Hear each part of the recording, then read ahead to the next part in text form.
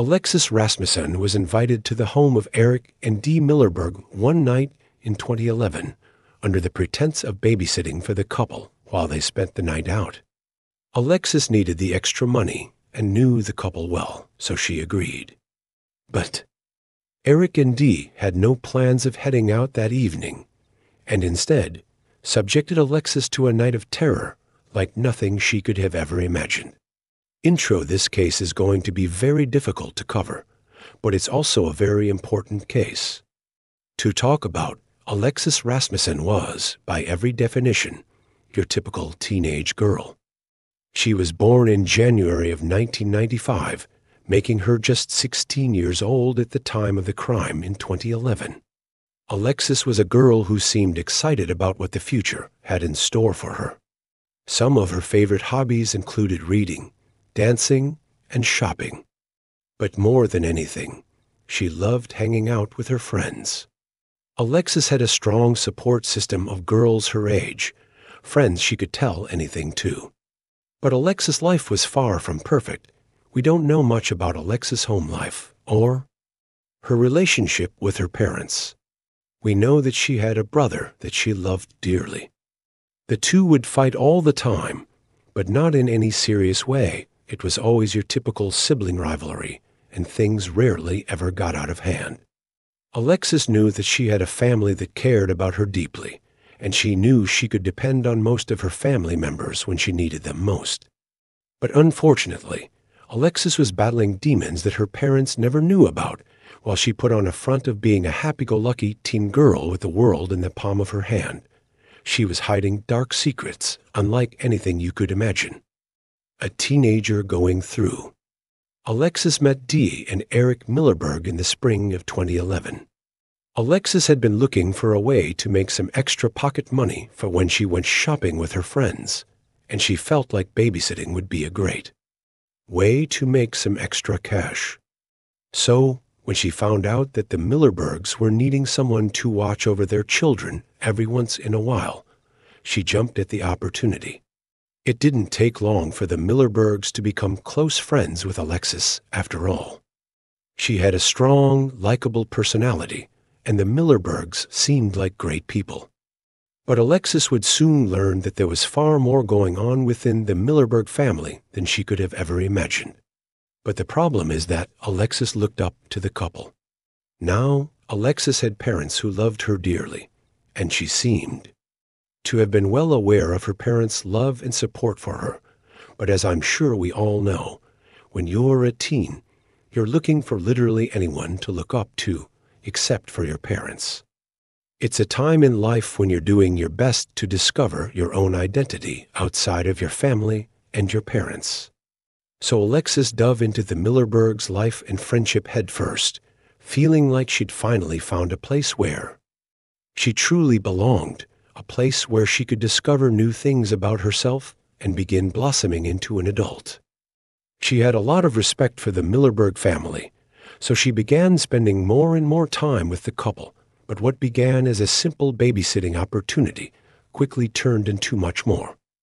More than Alexis could have ever bargained for, and certainly more than Alexis' parents knew about. As it would turn out, even though Alexis looked up to the Millerbergs as role models, Eric and Dee were far from being model citizens. In fact, if you ask me, they proved themselves to be some of the worst people I've ever talked about on Crimes Recalled, and you guys certainly know that that's saying a lot. Eric and Dee, in a span of about 6 months, would turn a beautiful 16-year-old girl into a shell of her former self. Alexis became someone her friends could barely recognize, losing all sense of self and purpose and becoming trapped in an addiction that few people are able to make it out of. The point of no return. Before I go any further, I need to make it clear that the timeline of events and the specifics of this case all come from testimonies given by the perpetrators, not the victim or her family. Alexis' family has largely been silent about this case, and that's to be expected. Her family was grieving a loss that most of us could not even fathom, so you can't blame them for wanting to maintain their privacy. Unfortunately, that means we don't have much clarity on certain aspects of the case, and we basically have to take the Millerbergs' word for it. So if any of you guys happen to have known Alexis' family, or maybe live in the area where this occurred, then feel free to clarify any details that may be inaccurate in the comments below according to the Millerbergs. After Alexis had babysitted for the family a handful of times, their relationship began to grow. Instead of only coming over to babysit, Alexis began coming over just to hang out with the family. It was during one of these visits that the Millerbergs offered Alexis alcohol. Keep in mind, Alexis was only 16 and the legal drinking age in the U.S. is 21. Now, it's no secret that teens often end up finding alcohol at a much younger age anyway, but the Millerbergs openly offered it to Alexis on a regular basis, so she considered their home to be a place to get away from all the rules and regulations of her everyday life. It was a place where she could just hang out and be herself without being judged by everyone around her. Now, I'm sure most of us could get over the idea of alcohol, but the Millerbergs very quickly began upping the ante. Not only were they providing her with alcohol, but they soon began providing her with much harder numbing agents, the kind that you rarely come back from. Now, I'm not talking about your typical stuff that your uncle probably grows in the back of his garden. I'm talking about the stuff that you often hear about in trailer parks when someone's house explodes in the middle of the night. The Millerbergs had quickly turned Alexis into an addict, a functioning one, but still an addict nonetheless. In fact, toward the end of her life, Alexis would begin accepting payment in the form of these substances, rather than asking the couple for cash. These mind-altering experiences turned an innocent teenage girl into a fragment of the girl she used to be, and soon enough things got even worse, if you could possibly imagine such a thing. Now I'm going to be very careful how to word this next statement, because it's not something most of us need to hear, but it is important in painting an accurate picture of Eric and Dee. I'm sure we all know that when you're married, there are certain aspects of your relationship that you want to keep behind closed doors. But in the Millerberg household, doors were always open, and anyone was allowed to join in. Sometimes it was even encouraged, and Alexis was around for all of this. To call this sickening would be a disservice to children everywhere. This, by all accounts, is maddening, and I can't wrap my head around how broken a human being must have to be involved in something like this. But the worst was yet to come. It was September 10th, 2011. Alexis had been invited over to the Millerberg home because the couple needed to head out to go shopping for their daughter's birthday. But no sooner than Alexis arrived, plans changed. No babysitting or shopping ended up happening that day.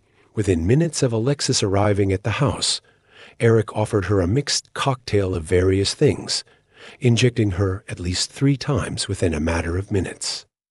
Mind you, just a single injection would have been more than enough to a full-sized adult. But Alexis was rather small and still a teenager.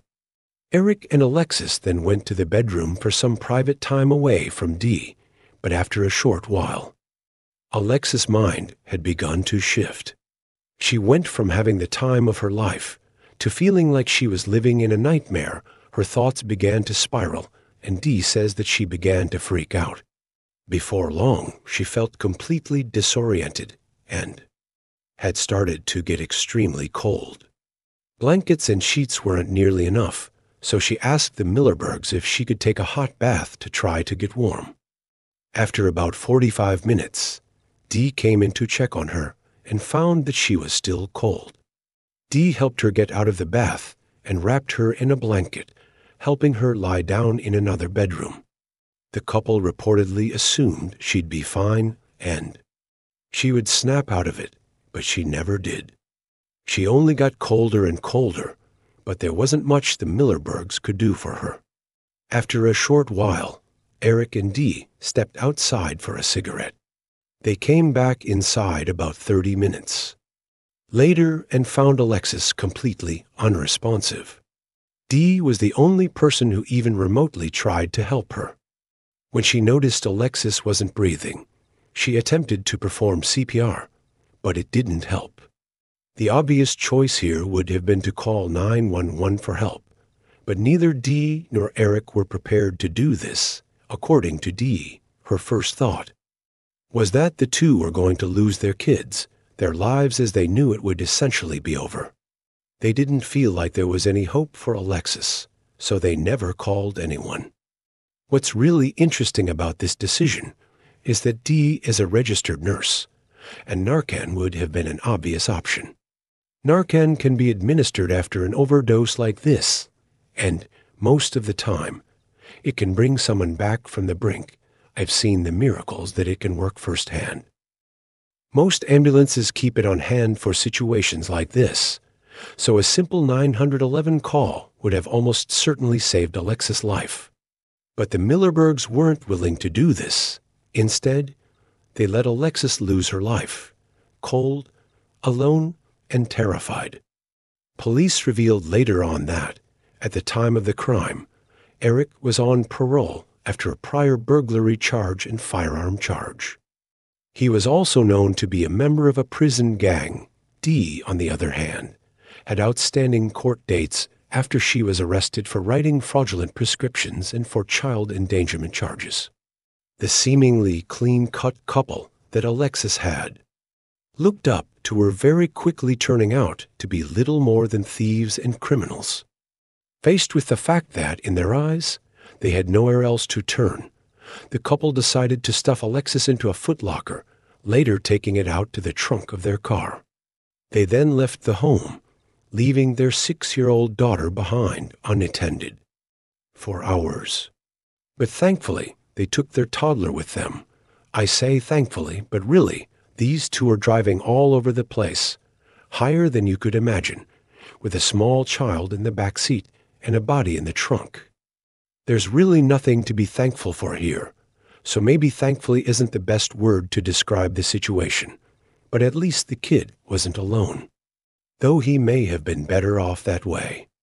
The two eventually made their way to a remote patch of woods where they took Alexis out of the footlocker and dumped her body face down in the dirt.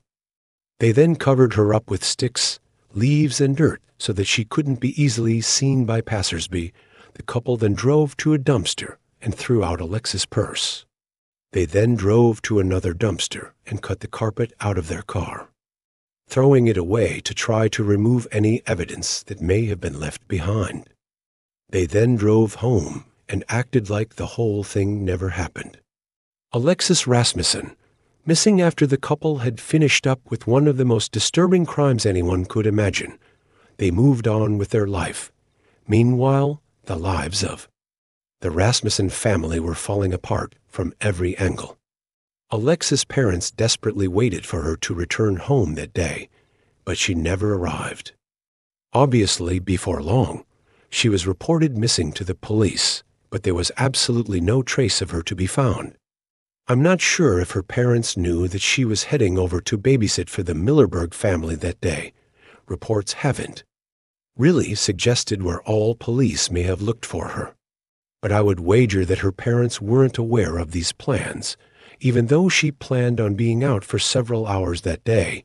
What we do know is that Alexis had run away from home at least once before, so the family seems to have been operating under the assumption that she'd been hiding out somewhere, likely with friends. No one would have ever expected such a heartbreaking scenario would have played out behind the family's back. The truth is, police likely wouldn't have ever found out the truth if it hadn't been for one man, Eric Smith, also known as Peanut. According to police, they had no idea that Alexis was in trouble or that she'd gotten involved with the wrong crowd.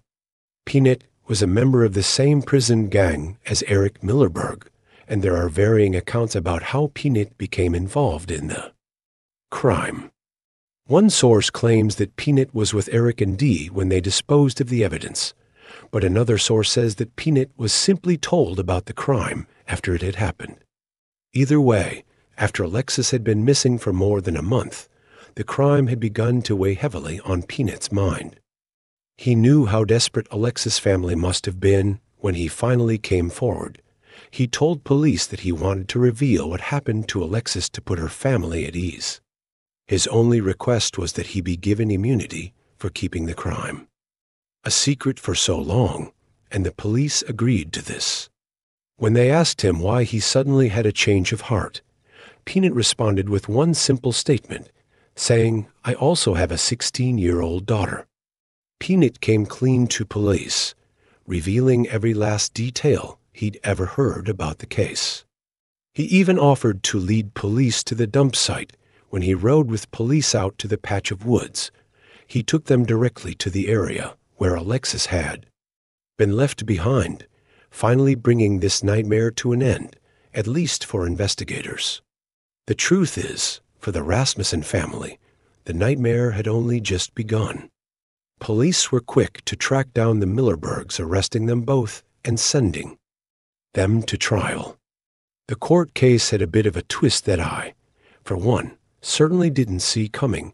When Dee was asked about what had taken place that day, she responded that she was willing to open up about everything, but she wanted to be protected from her husband during trial, and she wanted a lighter sentence in exchange for her cooperation. Her husband, on the other hand, wouldn't say a single word to investigators or detectives. Dee then turned her back on Eric and explained everything, every last detail about the couple's relationship with Alexis and the events that transpired on that fateful September day. In exchange for her participation, Dee received a sentence of just 5 years in prison. Eric, on the other hand, didn't get off so easily. You may be expecting that he was sent to prison for life, but he wasn't. Well, not really anyway. Eric was found guilty of 3 major crimes: homicide, obstruction of justice, and one charge for having relations with Alexis when she was still a teen, even though Alexis technically consented to it, though she was obviously under the influence of who knows what, so consent is highly debatable. One of these charges has a sentence of 1 to 15 years, another has a sentence of up to 5 years, and the final sentence has a sentence of 5 years to life. The only problem is that Eric will be eligible for parole in 2046. While this may seem like a long way away, it's not. There isn't a sentence that will be long enough for Eric, and a mere 5 years certainly isn't long enough for Dee either. In fact, Dee has already been released, and she's now a free woman. But the Rasmussen family will never be free. Nothing can ever bring back Alexis, and nothing could ever atone for the nauseating crimes that Eric and Dee committed. Alexis had such a bright and vibrant future ahead of her, but she lost it all because of these pathetic, repulsive monsters. In memory of Alexis Rasmussen, 1995 to 2011, thanks for tuning into this week's episode of Crimes Recalled. After a story like this, just forget the usual outro. Just let me know in the comments what you do if you're left alone in a room with either of these two people.